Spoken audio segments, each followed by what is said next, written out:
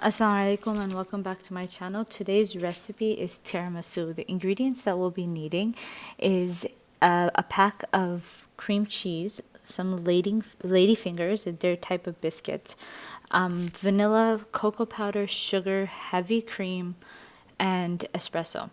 Now, if you have an espresso maker, you'll need a double shot espresso and make it into Americano, where you add a cup and 1 cup of water, hot water.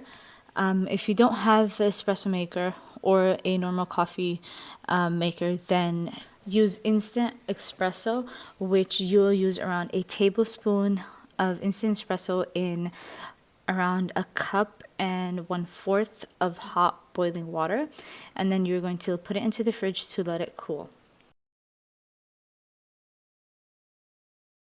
Now for the next step, you need either a standing mixer or a handheld mixer, and you're going to put in 2 cups of heavy cream and you're going to start whipping it.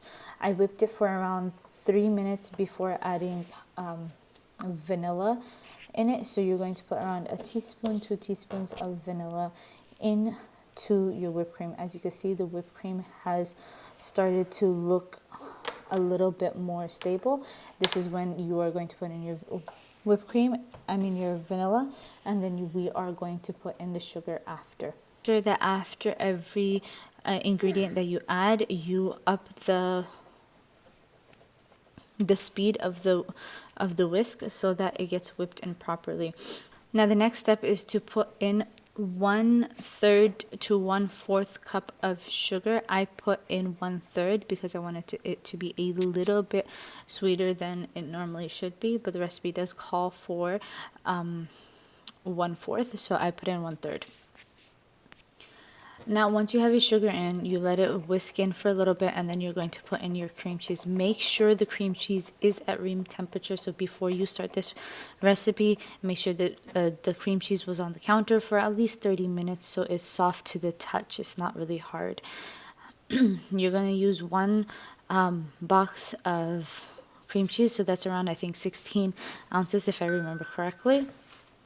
Now there is 2 ways of doing this. There's one way where you put the cream cheese straight into the whipped cream, or you can whip it on the side before putting it into the cream cheese.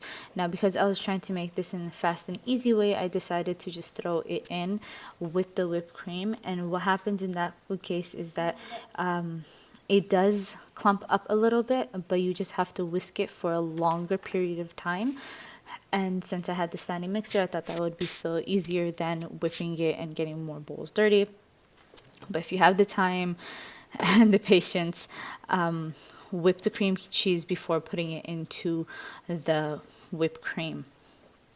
Now you're going to whip it at a level 4 for a standing mixer, so it's a little bit of a higher speed. And what happens is that it actually whips it into a creamier version of the whipped cream, and it goes a little bit faster. Now, the best way to figure out if your whipped cream is ready is that once you take the whisk out, nothing actually falls off of the whisk and it's really nice and airy and foamy. You could technically pick up this bowl and turn it upside down and nothing should fall out. That tells you that the whipped cream is ready. Now, the next step is to get a nice, pretty serving bowl, and what you're going to do is you're going to dip in the lady fingers to your espresso, and you're going to basically layer it just like a lasagna. Now, lady fingers, they soak up the coffee really quickly, so do not put it in there for too long. And if you have some leftover espresso, just throw it on top of the lady fingers and then layer it with some more whipped cream. Now, once you have the whipped cream all layered and you don't plan on serving it that same day, then in that case, what you could do is cover it and put it straight into the fridge. If you do plan on serving it the same day, then you go ahead and put your cocoa powder on top. I did use 1/3 of a cocoa powder, and you just need to sift it all over. I didn't use the whole 1/3 cup. The recipe does call for a whole 1/3 of a cup. I did not use that, but all you have to do is just put it on top and then put it in the fridge for for a couple hours to cool down. After an hour or two of putting it in the fridge, it should be cool enough for you to serve. By doing this, what happens is the lady fingers actually soak in the